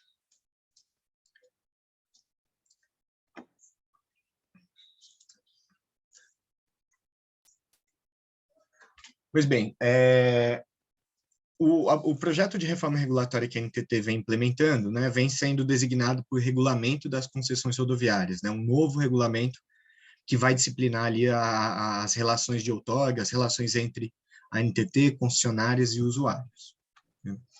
Só para dar um panorama de como é a carteira de contratos, né, a carteira de ativos que a NTT regula, né, no âmbito dos contratos de rodovias, o programa de concessões, talvez o Fernando Feitosa já até tenha feito esse panorama, ele foi concedido em 4 etapas, né? O programa de concessões ele começa lá em 1994, o programa federal de concessões começa em 94, né? A gente tem ali 5 contratos sendo leiloados na década de 90, essa é a primeira etapa, né? Entre 94 e 96, 97. A segunda etapa ela começa em 2007, 2008. Ali a gente tem mais 8 contratos sendo licitados. A terceira etapa é já no governo Dilma, né? São os contratos de 2013 e 2014. E a quarta etapa, que é a etapa que está em curso, começa em 2019 com a concessão da BR-290, as rodovias integradas do Sul. E estamos em curso agora, tem até gente chamando que nós já estamos na 5ª etapa, a partir do contrato da Rio-São Paulo, né, da rodovia Dutra com a BR-101, mas até pelo momento ainda se interpreta que nós estamos ainda na 4ª etapa, né? E como não podia deixar de ser, totalizando já 29 contratos, né, concedidos, dos quais 4 já se encerraram. Então, hoje nós temos ativos 25 contratos de concessão celebrados, né, em curso. E como não podia deixar de ser, a cada etapa, né, nós tivemos ali intervalos de 8 a 10 anos entre uma etapa e outra, 5 a 10 anos entre uma etapa e outra. Natural que seja assim, o estado da arte da regulação evoluiu entre uma etapa e outra, né? Então, se você pegar um contrato de primeira e segunda etapa, ele é muito diferente do contrato de terceira e quarta, né? Até o presente momento foram concedidos 13 mil quilômetros de rodovias, né? Sendo que está no pipeline de estudos e projetos que constam da carteira do PPI, né, do Programa de Parcerias de Investimentos, em análise pelo IPL, BNDES, mais 17 mil quilômetros a serem concedidos, portanto, num futuro não muito distante, né, algo em torno de 10 a 15 anos, muito provavelmente o governo federal vai ter dobrado sua malha rodoviária concedida, né.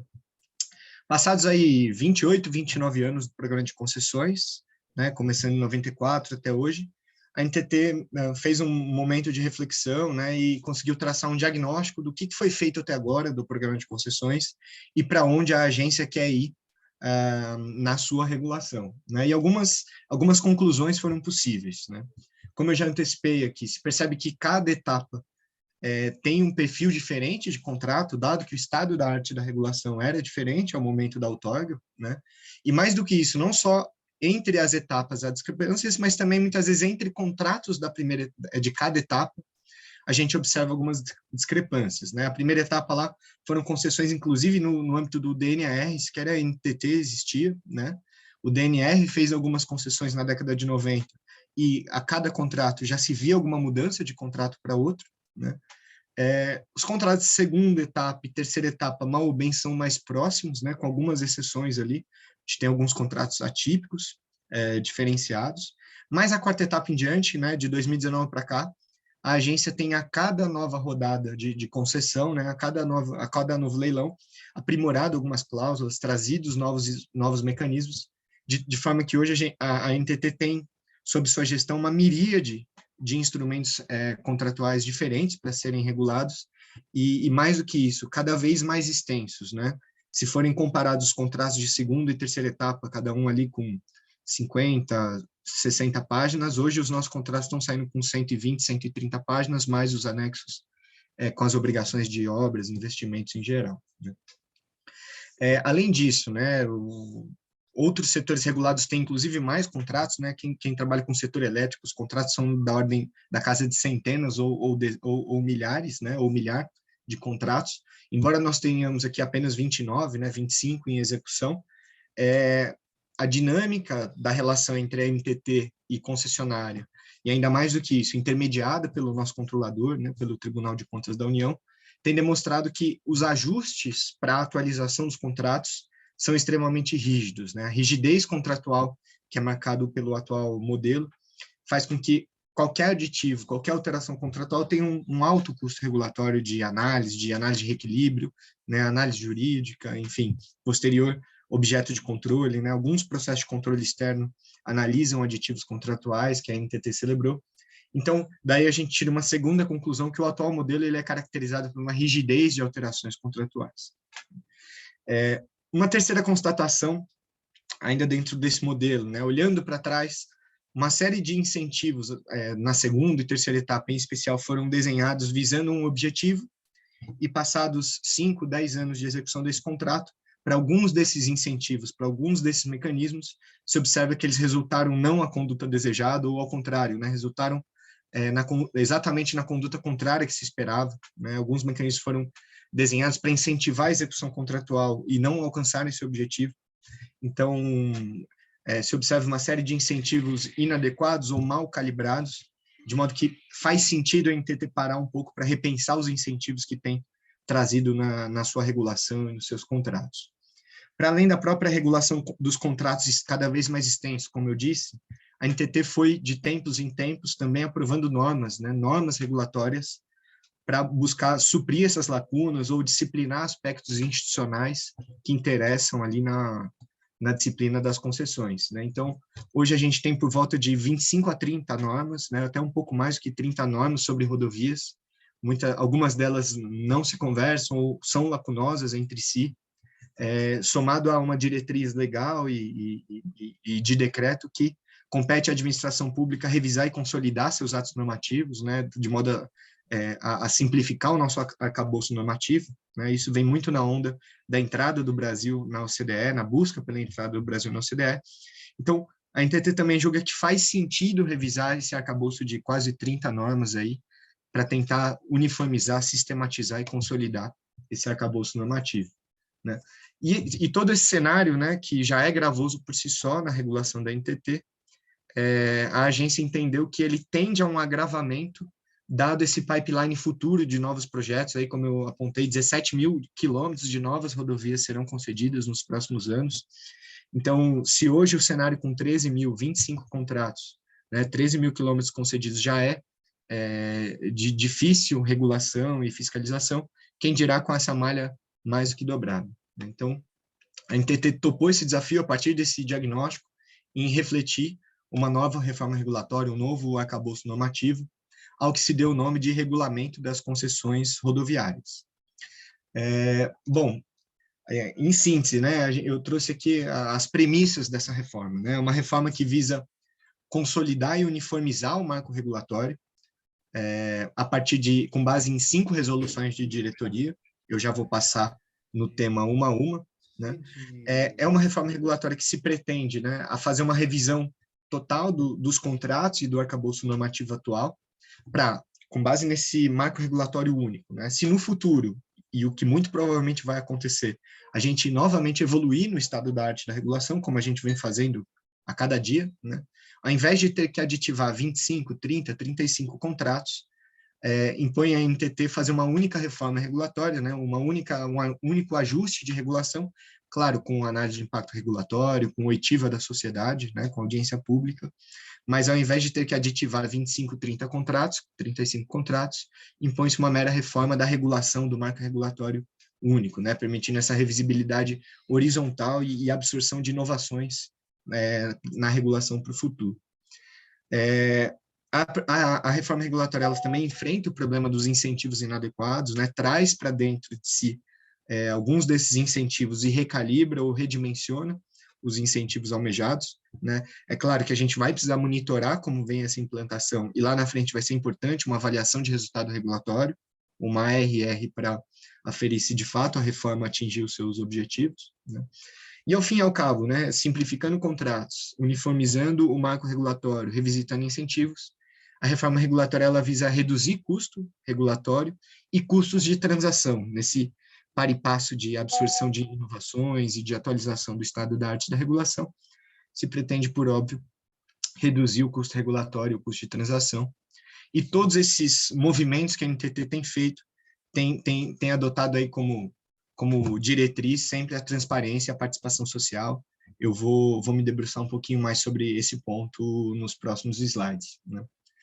Como eu disse, a reforma regulatória está calcada em 5 normas, né? Ela se pretende a ser aprovada em 5 etapas, por meio de resoluções da diretoria.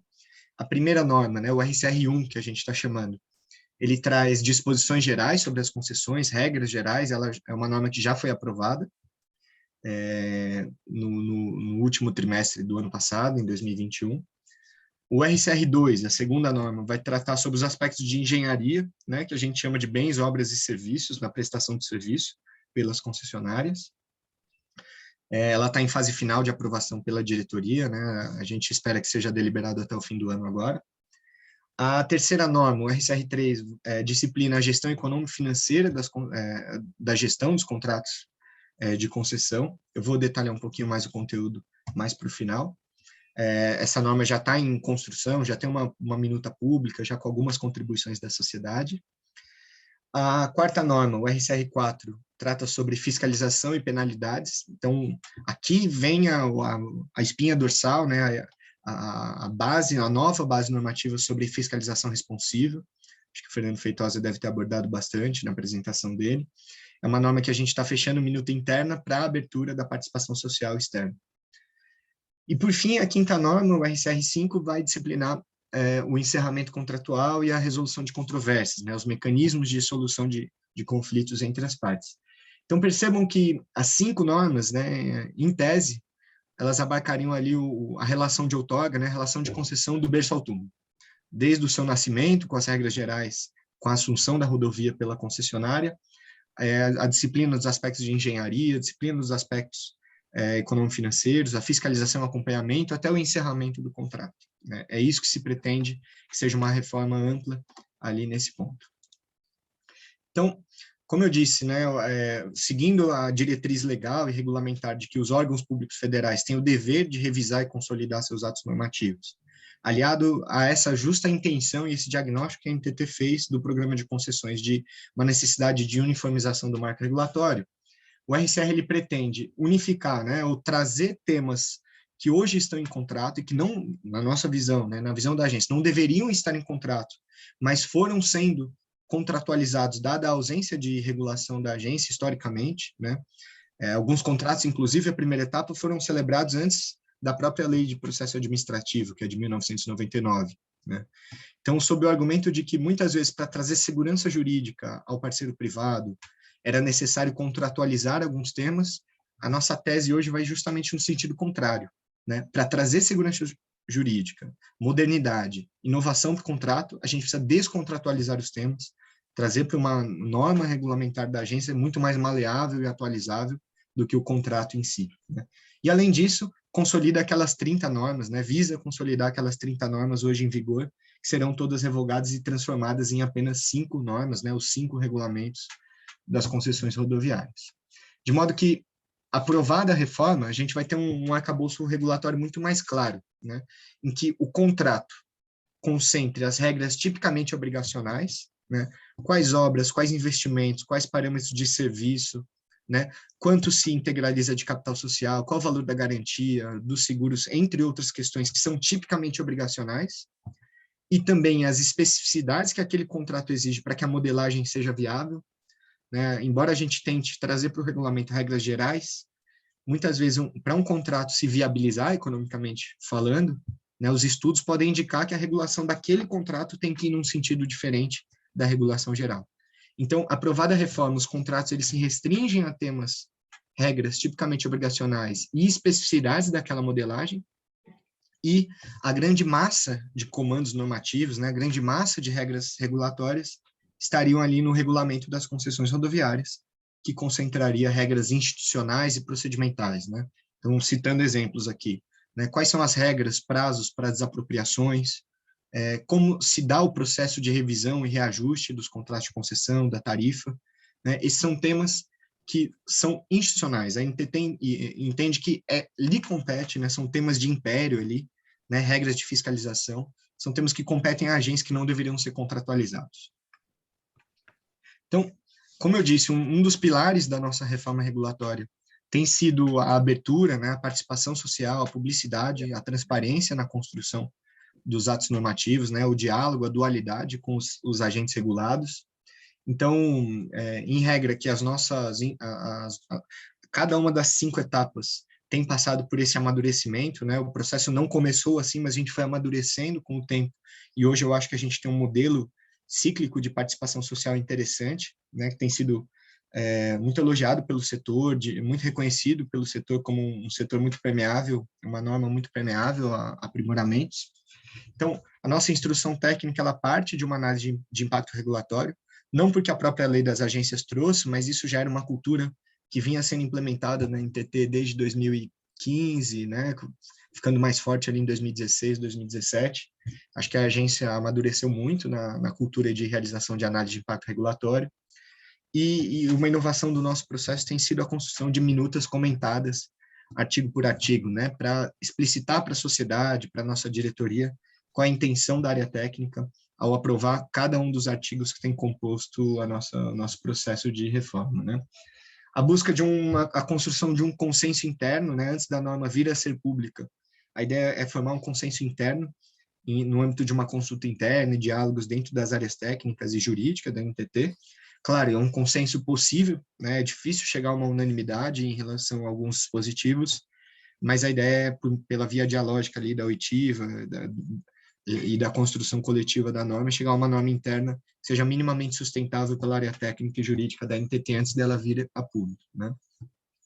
A gente tem feito um convite ativo às principais associações representativas dos usuários e das concessionárias. No caso dos usuários, a gente tem chamado ativamente a CNT, a Confederação Nacional do Transporte, e a ANUT, a Associação Nacional dos Usuários do Transporte de Carga. E do lado das concessionárias, a própria ABCR, a Associação Brasileira das Concessionárias de Rodovias, e a ABDIB, a Associação Brasileira da Infraestrutura e Indústrias de Base, né? E positivamente, né, felizmente, essas associações assumiram para si esse encargo que a agência estendeu a mão, né, e tem participado ativamente do processo de construção regulatória, né? E, além disso, a NTT tem um portal na internet só da sua participação social, né, o participa.ntt.ntt.gov.br, em que lá fica toda a instrução técnica das nossas produções normativas, né, quando se abre reunião participativa, consulta pública, audiência pública, fica tudo ali acessível. É um portal bastante interativo para quem quer apresentar contribuições e para a equipe técnica da NTT também responder às contribuições. E, além disso, todos os eventos, né, que ensejam participação social têm sido transmitidos ao vivo pelo canal da NTT no YouTube, ficam gravados, caso qualquer interessado queira assistir os debates, né? Então, a gente tem, em síntese, né, indo aqui para esse círculo à esquerda aqui, a NTT tem passado por algumas etapas antes de aprovar cada uma das normas do RCR, começando pela consulta interna, né, em que há um debate entre área técnica, procuradoria e validação pela diretoria, antes da minuta vir a público. A NTT promove uma reunião participativa inicial, né, traz para a mesa as 4 associações que eu citei e, eventualmente, outros stakeholders interessados no processo regulatório. Vou dar um exemplo. O RCR3, que trata da gestão econômico-financeira, aborda temas como seguros, garantias, contas vinculadas na concessão, né, a escrow account. Então, a gente trouxe para essas reuniões participativas as associações representativas de bancos, seguradoras, das administradoras de meio eletrônico de pagamento, né, as maquininhas lá, o Sem Parar e todas as demais empresas do setor, dado que eles são interessados, né, e são terceiros que interferem no processo regulatório.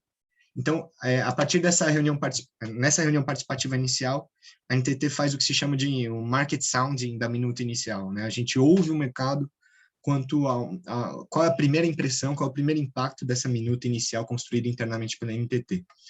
Formatada essa minuta, a gente passa por uma audiência pública, aí sim formal, em que qualquer interessado pode participar da construção e apresentar contribuições. A NTT absorve as contribuições, faz todas as validações internas, né? Faz uma última reunião participativa final também com essas associações, antes de subir para análise jurídico-institucional, né? Em que a agência fecha a instrução, faz a análise jurídica e submete à deliberação da diretoria. Então, percebam, há um ciclo aqui de pelo menos 3 oitivas da sociedade, né? Ainda que sob a forma de atores institucionais interessados, mas há pelo menos 3 oitivas antes da gente subir para a aprovação final do texto. Então, aqui, só de uma forma um pouco mais detalhada, eu acho que está aí o grande interesse de pessoas que trabalham em outros setores que não de rodovias, né? Mais no procedimento, no processo que a NTT tem passado nessa reforma regulatória, e menos talvez no conteúdo dela. Por isso, eu achei importante trazer aqui 12 passos que a gente tem seguido, né? Como eu disse, ao gestar, né? Buscar gestar cada uma das 5 normas do RCR, a agência tem iniciado sempre pelo levantamento dos problemas regulatórios, né? Análise qualitativa e quantitativa dos principais problemas enfrentados pela agência e já uma sinalização das possíveis soluções. Percebam que esse primeiro passo aqui já é uma antecipação da construção da análise de impacto regulatório, né, em que a construção dos problemas e das soluções regulatórias são alguns dos passos de uma IR bem feita, né? Então, esses problemas regulatórios, essas soluções, elas são testadas internamente, né, junto a um grupo consultivo. Então, a NTT reuniu alguns técnicos e vem sendo acompanhados também por alguns procuradores da nossa área jurídica. Então, é nesse pequeno grupo que a gente discute o conceito daquela norma que vai ser posta a público, que vai ser submetida ao processo regulatório. E se chegar a um terceiro passo, que é a minuta zero, né, a minuta interna desse grupo consultivo, abordando esses problemas regulatórios e com essas soluções regulatórias aventadas, né? A partir dessa minuta zero, ela é levada a uma consulta interna, né, com a participação das áreas técnicas envolvidas, e aí não só a própria área técnica de gestão dos contratos de concessão de rodovias, como a outra área técnica que lida com as novas outorgas, né? A gente tem uma área técnica separada para novas outorgas de rodovias e ferrovias, então ela também é ouvida, né? A depender do tema, a área de regulação de transporte de cargas e de passageiros também é ouvido pontualmente, né? E também a nossa procuradoria, o jurídico está sempre junto nessa fase preliminar de assessoramento, muito mais importante do que o próprio parecer jurídico em si, essa atividade par e passo de assessoramento jurídico, né? E se chega a uma minuta interna da NTT, né, com validação das áreas técnicas, jurídicas, e levado à validação da diretoria antes de ser levado a público. Aí sim, a área técnica da NTT promove a completa instrução técnica, né, com análise de impacto regulatório e notas técnicas, o que é levado para essa reunião participativa inicial, especialmente com a participação da ANUT e da CNT pelos usuários, e da BCR e ABDIB pelos concessionários para esse primeiro market sounding que eu havia comentado antes. Feita a reunião participativa, a equipe técnica da agência absorve as contribuições dessa reunião participativa, ajusta a análise de impacto regulatório, a depender do caso concreto, né, e abre a audiência pública formal, aí sim, com a participação de todo e qualquer interessado, pode contribuir na construção da norma.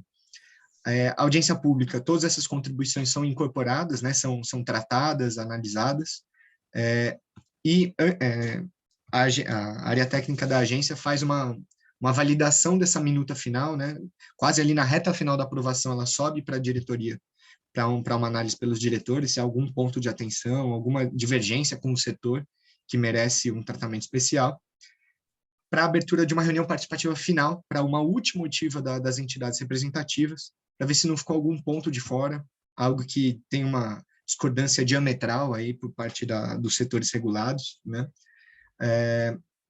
Feita essa última oitiva, a agência fecha a instrução técnica, né, com complementação de AIR, se for o caso, das notas técnicas, e fechamento da minuta comentada artigo por artigo, e aí, por fim, é submetida à deliberação da diretoria após análise do nosso corpo jurídico.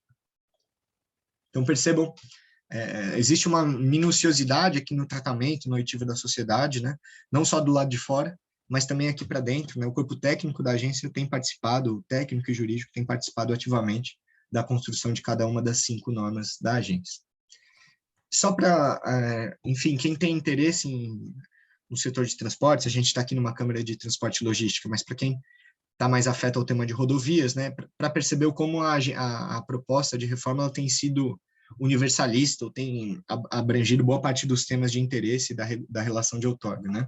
O RCR1, que vai tratar de regras gerais, é uma norma relativamente enxuta, já foi aprovada, né, uma norma em 5 capítulos, com algumas disposições introdutórias, como se aplica o RCR, né, para os contratos passados, como se adere ao RCR, a NTT pretende respeitar a regra da contratualidade, né, aqueles contratos já celebrados seguem sendo regidos, mas há uma série de incentivos a que as concessionárias adiram, né, as já celebradas, adiram ao novo regulamento, para que a gente possa ter um regulamento único ali, regulando todo o arcabouço de contratos, né. É um capítulo 2 que vai trazer regras gerais sobre processo administrativo, prazos, comunicações entre as partes, a classificação das concessionárias, que o Fernando Feitosa também deve ter abordado na apresentação dele, e regras gerais de transparência e informações tanto da NTT para com o usuário, quanto da concessionária para com o usuário, né. Um capítulo 3 especial dedicado aos usuários, né, direitos e garantias, regras de atendimento por telefone, pela internet, por aplicativo, pelas concessionárias, e a carta de serviços, que é um dever legal das concessionárias. A gente está trazendo alguma disciplina mínima aqui da carta de serviços. E um capítulo final aqui com regras gerais sobre o contrato de concessão em si, né? Qual é o objeto, quais são as cláusulas obrigatórias, regras gerais de interpretação dos contratos, regras de alteração dos contratos, né? A aditivação ela tem a sua própria formalidade, sua ritualística. A gente está trazendo aqui. O RCR2, uma norma muito mais extensa, né, disciplina os aspectos afetos à engenharia, então, trata dos temas de bens da concessão, né, os bens reversíveis, enfim, as obras e serviços a serem executados pelas concessionárias. Até o presente momento, é uma norma aí com 9 capítulos definitivos, né, e mais 2 aí provisórios, né, de alterações, disposições finais e transitórias. Eu não vou adentrar um a um no detalhe, mas só para citá-los aqui, né, o capítulo 1 trata de informações gerais e sistemas, né, como o sistema de informações sobre engenharia tramita entre a concessionária e a NTT, até para que a gente possa receber, tratar e gerenciar esses dados da concessão. Capítulo 2 trata de bens da concessão. 3, os estudos, projetos de engenharia e orçamentos, pensando aí nas obras novas, a gente trabalha com orçamentação. Capítulo 4, gestão da área da concessão, especialmente os temas afetos a desapropriações, desocupações irregulares na faixa de domínio.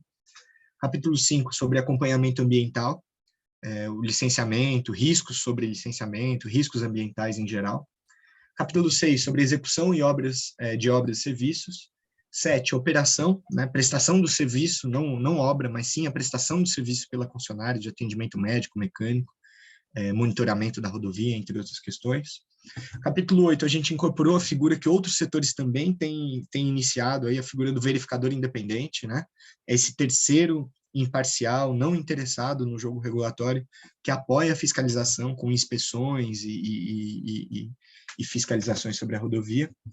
No capítulo 9, um problema bem clássico aqui nas nossas concessões de rodovia são obras do poder concedente, né? Quando o DENIT ou algum estado ou município executa uma obra que tem algum impacto dentro do objeto da concessão, isso também é objeto de um capítulo específico. Aí, adentrando na terceira norma, né? Na norma afeta a gestão econômico-financeira também, não vou adentrar capítulo a capítulo, mas de forma geral. Ela também tem um primeiro capítulo que disciplina a transação de informações entre as partes, né, entre regulador e regulado. O capítulo 2 vai tratar de gestão societária, né, abertura de capital, dever de integralização de capital social, transações entre partes relacionadas, é um tema bastante importante aqui, dado que muitos dos nossos grupos econômicos também têm empreiteiras dentro do grupo, né, um tema bastante quente. Capítulo 3 vai falar sobre regras gerais de financiamento. A gente trouxe alguma disciplina aqui do stepping rights, né? Quando o financiador assume o controle temporário da concessão para fazer valer a sua dívida, né? Para satisfazer o seu crédito e prestar de forma mais adequada o serviço. Capítulo 4 sobre garantias, o 5 sobre seguros. Capítulo 6 a gente abordou o tema das receitas, e aqui a gente traz uma inovação relevante, que é a cobrança de pedágio em fluxo livre, é o denominado free flow, né? A cobrança sem as praças de pedágio, sem desaceleração dos veículos. A gente está trazendo aqui um arcabouço mínimo para incentivar a absorção dessa tecnologia nas nossas concessões. Um capítulo 7 sobre regras gerais sobre equilíbrio econômico-financeiro, né, como aferir o regime de fluxo de caixa, o regime de fatores tarifários, entre outras questões. Instrumentos de incentivo, a gente trouxe aqui alguns instrumentos de incentivo, foi aventada a ideia de um fator X, a gente construir algo, a gente excluiu na última versão da proposta. A gente está trazendo alguns outros incentivos tarifários aqui para outras questões. O capítulo sobre verbas contratuais, capítulos 10 sobre revisões contratuais, né? Como aquela tarifa vai ser resguardada, vai ser alterada para resguardar o equilíbrio econômico-financeiro. E, por fim, um último capítulo definitivo aqui sobre contas da concessão, né? Como eu disse ali, a gente tem avançado no modelo de um mecanismo de escrow account, né? De uma conta vinculada à concessão que resguarda recursos a bem do usuário, né? Para suavizar variações da tarifa a bem do usuário, né? Então, Sena, eu quis ser bastante sintético para dar mais tempo para a gente fazer algum debate, para fazer algumas perguntas. Eu fico à disposição para esclarecimentos. Eu não quis me deter muito sobre o conteúdo da nossa reforma regulatória, embora seja uma Câmara de Transporte. Eu achei que fosse mais enriquecedor falar do processo que a gente tem passado, a participação social que a gente tem passado, como a gente tem trazido as associações do setor para a arena de debate público regulatório aqui. Mas eu fico à disposição para qualquer complementação. Fiquem à vontade aí para... Muito obrigado, André. Obrigado mesmo. Muito boa. E eu acho que é inspirador, na realidade, a gente, provavelmente, nós temos várias agências aqui presentes, até queria saudar a Kátia Coco também e os demais participantes por estarem aqui, e a gente tem, na realidade, isso aí é inspirador no sentido de que nos mostra essa necessidade de se integrar as coisas e tal, e realmente, como tu disseste, a ênfase, vamos dizer, mais no método do que no conteúdo em si, eu acho que é absolutamente pertinente e é exatamente isso que a gente gostaria de estar ouvindo. Bom, eu abro aqui a palavra agora para alguma pergunta que queiram, por favor, conduzir aí. Está aberta a palavra, senhores e senhoras. Uma questão?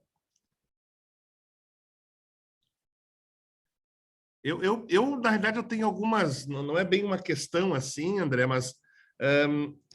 por exemplo, eu volto aqui a questão do fator X, assim, é uma coisa que eu confesso que eu fico muito angustiado com isso. Eu lembro uma vez ter conversado com a Natália, eu acho que eu não lembro se a Natália estava já no Ministério, ou se ainda estava lá na agência, mas escuta, A gente tem que amadurecer esse negócio aí. Bom, e a minha sensação nítida foi realmente que, não, como é complicado, vamos dar fugir um pouquinho aí do... Mas se tu pudesse falar um pouquinho mais aí, agora botar uma lupinha um pouquinho em relação a isso, André, acho que seria importante. Com certeza, Sena. A gente teve bastante esse debate. Acho que esse debate ele vem sendo amadurecido na esfera federal, né? Eu confesso que o que eu mais tenho contato é com o fator X de aeroportos. Sei que outros setores também trabalham com isso, mas não quero me arriscar em setores que eu não conheço tanto, né? Uhum. Do que eu tenho conversado com a turma da ANAC, mesmo lá, depois de já implementado, né, algumas rodadas ali de revisões que absorvem ali os ganhos de produtividade do fator X, o que eu tenho sentido da área técnica da agência é um certo desconforto, um descontentamento ali com o mecanismo, né? Porque se a gente for pensar que ele é um fator de produtividade, né, que ele visa incentivar a produtividade, pela redução de custos em especial, né? Se você for ver, todo concessionário, não concessionário, toda empresa já tem por si só um incentivo à produtividade, né, a ganhos de produtividade, porque visa aumentar a receita, visa aumentar lucro, né, pela redução, em regra, pela redução de custos também. Então, naturalmente, os concessionários já teriam uma busca por esses ganhos de produtividade. Aí a questão é, tá, mas a gente quer ou não quer compartilhar com o usuário esses ganhos de produtividade? Eu acho que está aí o cerne da questão, né? Mas eu acho que, e eu vejo que a ANAC tem enfrentado isso. Para além de se a gente quer ou não quer compartilhar esses custos com o usuário, a gente tem que olhar também o outro prato da balança, a que custo a gente tem esse debate, né? Para calcular o fator X, o debate de construção do fator X, né? O custo do erro e da responsabilização perante os órgãos de controle. Então, do que a gente tem sentido do debate com os nossos colegas lá da aviação, né? E a gente internalizou esse debate aqui na NTT, muitas vezes é um instrumento extremamente complexo para incentivar algo que já existe um incentivo para isso de redução de custos. Então, talvez por outras vias, né, por outros mecanismos menos complexos, menos custosos do ponto de vista regulatório, né, a gente pode atingir o mesmo objetivo e incentivar o usuário a ter um serviço de melhor qualidade, né? Aí cito aqui como exemplo a classificação das concessionárias que a NTT vem pensando, né? O Fernando Feitosa pontuou ali, uma série de indicadores que a NTT busca capturar, né, da qualidade da prestação de serviço, e que vai ter como output ali, né, uma série de consequências regulatórias, e a principal delas é a fiscalização, né? Que significa que as melhores concessionárias vão ter incentivos, vão ser fiscalizadas de um jeito mais forte, né, mais indutivo, e as piores concessionárias vão ter um tratamento mais mão pesada do regulador. Então, será que por essa via que, a nosso ver, né, é menos custosa, será que a gente não consegue chegar num objetivo até melhor do que o fator X? É algo que a gente tem discutido aqui internamente. Ok. Obrigado. Mais alguma questão, senhores, senhoras?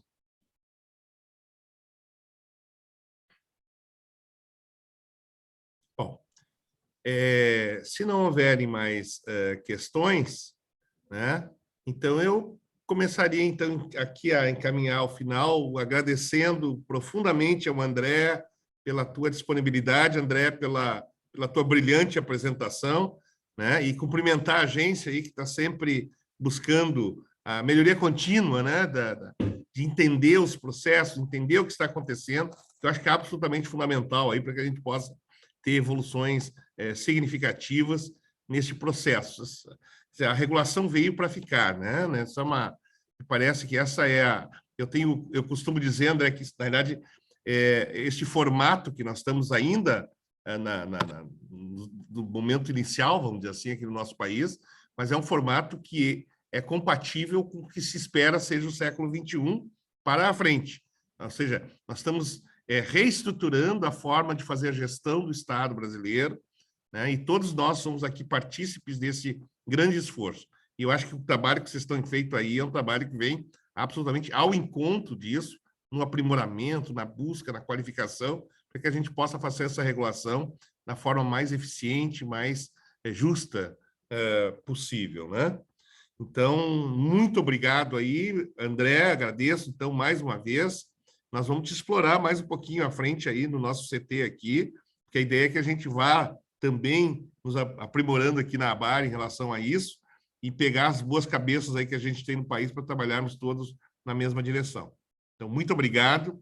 E eu gostaria também de agradecer, então, a presença de todos aqui na nossa discussão aqui, né? Tivemos, então, 2 brilhantes palestrantes aí que vêm ilustrar e iluminar o nosso evento.